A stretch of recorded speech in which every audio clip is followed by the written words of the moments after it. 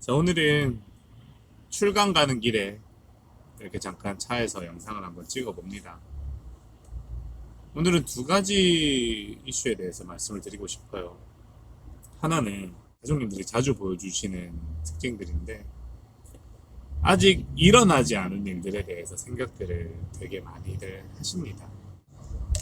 지금 생각해 보면 지금 하고 있는 노력들을 앞으로도 이제 계속해서 이어가야 된다라고 하는데, 나중에 이제 관계가 회복된 다음에도 내가 이 노력들을 계속 유지를 해야 되는가? 라는 생각이 들어서 생각만 해도 마음이 아파요. 슬퍼요. 이렇게 아직 달성되지 않은 미래의 상황을 내가 먼저 생각을 하고 그 상황에서 내가 느낄 감정들을 미리 예측을 해보는 거죠. 또 자신의 기준에서 자신의 수준에서 자꾸 상황을 판단을 해보려고 노력을 하는 겁니다. 이런 거죠. 지금 남편을 봤을 때는 뭐 아쉬울 게 전혀 없는 사람인 것 같아요. 그렇기 때문에 내가 이렇게 하는 노력들이 무슨 의미가 있을까 싶어요. 뭐 상대방 같은 경우에 너무 단호한 사람인데 이렇게 단호한 사람에게 내가 이런 노력을 하는 게 과연 도움이 될까라는 생각이 자꾸 들어요. 안 될 것 같아요. 실패할 것 같아요. 이런 생각들을 자꾸 이렇게 하시는 거예요. 근데 이 생각들이 내가 원하는 삶을 살아가는 데 있어서 도움이 된다. 나를 행복하게 만드는 그런 삶을 살아가는 데 있어서 도움이 된다라고 한다면 저는 이러한 생각들을 말리지는 않을 거예요. 근데 이러한 생각들은 어떠한 이유에서도 도움이 되지 않는 생각들입니다. 그렇잖아요. 우리가 내가 미래를 예측해 본다고 한데, 미래를 상상해 본다고 한데, 우리가 실제로 그 미래에 도래했을 때와 내가 그 미래를 경험하지 않은 상태에서 상상해 볼 때랑 느낌이 같고 그 당시에 올라오는 생각이나 감정이 같을까요? 당연히 다르지 않을까요? 금전적인 예로 들어볼게요. 1년에 10억을 벌어버린다. 와, 그러면 진짜 좋겠다라고 생각을 하지만 실제로 10억을 벌 때 느끼는 그런 생생한 느낌들을 상상으로 해본다고 해서 느낄 수 있습니까? 그 당시 10억을 실제로 벌었을 때 올라오는 그런 생각들이나 감정들, 그런 것들은 내가 예측해보고 상상해볼 수 있는 부분들이 아니잖아요. 실제로 그 상황에 도래했을 때만 느낄 수 있는 것들이 당연히 있는 거 아닙니까? 그런 차원에서 내가 미리 생각을 해본다고 한들 어떠한 현실적인 피드백이 나한테 돌아오겠나요? 그죠? 그러니까 저도 항상 미리 생각하는 건 없어요. 진행을 하면서 미리 막 예측해놓고 진행을 하는 게 아니라 언제나 그 상황에서 그 시점에서 항상 이제 대안들을 다시 생각해보고 대응들을 다시 생각을 해본단 말이에요. 왜냐하면 미리 생각해봤자 상황이 조금 달라지는 거에 따라서 대응도 달라지니까. 이렇게 미리 생각한다는 것 자체는 그냥 아무 의미 없는 에너지 소모일 뿐이라는 거죠. 그리고 그 에너지 소모가 긍정적인 방향으로 나에게 뭔가 힐링이 된다 이런 것도 아니고 나를 깎아먹는, 나를 갉아먹는, 나를 피로하게 만드는, 나를 답답하게 만드는 그런 방향으로 에너지 소모가 이루어지는 부분들이라는 거예요. 그리고 또 우리가 같은 상황이라는 것도 수준에 따라서 판단이 달라지는 거 아닙니까? 그리고 수준에 따라서 대안이라는 것도 달라지는 거고요. 근데 가족님들은 이 상황을 판단할 충분한 수준이 된다라고 생각들을 하세요? 아니죠. 가족님들은 현재의 문제 상황을 만든 당사자들이에요.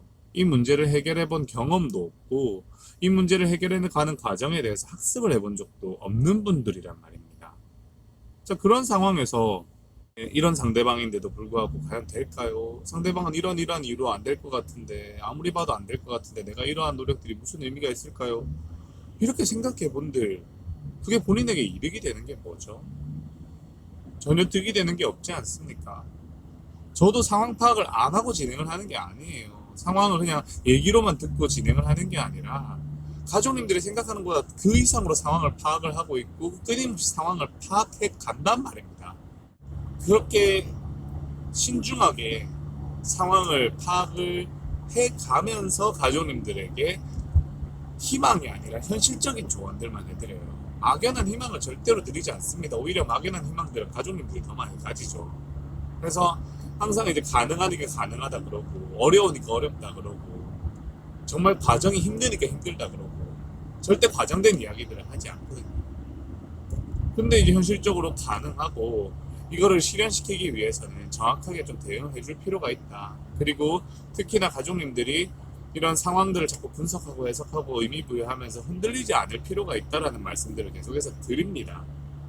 그럼에도 불구하고 제 말을 듣지를 않으시는 거예요. 계속 자신의 판단을 우선적으로 막 신뢰하려고 하고 자신의 불확실한 부정확한 판단에 자꾸 이끌리려고 하는 모습들을 보여주시는 거죠.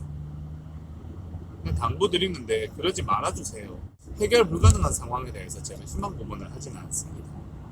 그리고 가족님들이 판단하는 게 그럴듯해 보일지라고 한다고 하더라도 그게 현실이 반영된 판단들이 아니라는 사실을 기억을 해주셔야 돼요. 아시겠죠? 제가 이 말씀을 드리는 이유가 가족님이 꼭 원하는 결과를 얻었으면 좋겠다는 마음이 제일 1번이고요. 그 원하는 결과를 얻으려면 저만 잘한다고 되는 건 아니잖아요. 제가 대형 지침 만드는 거야. 저는 전문가니까 10년째 수만 번씩 계속 반복해 왔으니까 능숙해서 안정적이게 잘 할 수가 있어요. 근데 그것을 실행에 옮기는 사람은 누굽니까? 가족님이잖아요. 가족님이 그걸 실행에 옮길 때 내가 심경적으로 자꾸 흔들리고 불안정한 상태면 그걸 제대로 옮길 수 있겠나요? 안 되겠죠. 대형 지침에 자꾸 이탈할 수밖에 없지 않겠습니까? 그럼 대형 지침에서 이탈을 하면 통제 변수에 문제가 생기는 거잖아요. 통제 변수가 정확해야지 그에 따른 의미 있는 결과들이 나오는 건데 통제 변수가 왜곡되면 결과도 왜곡되는 거 아닙니까?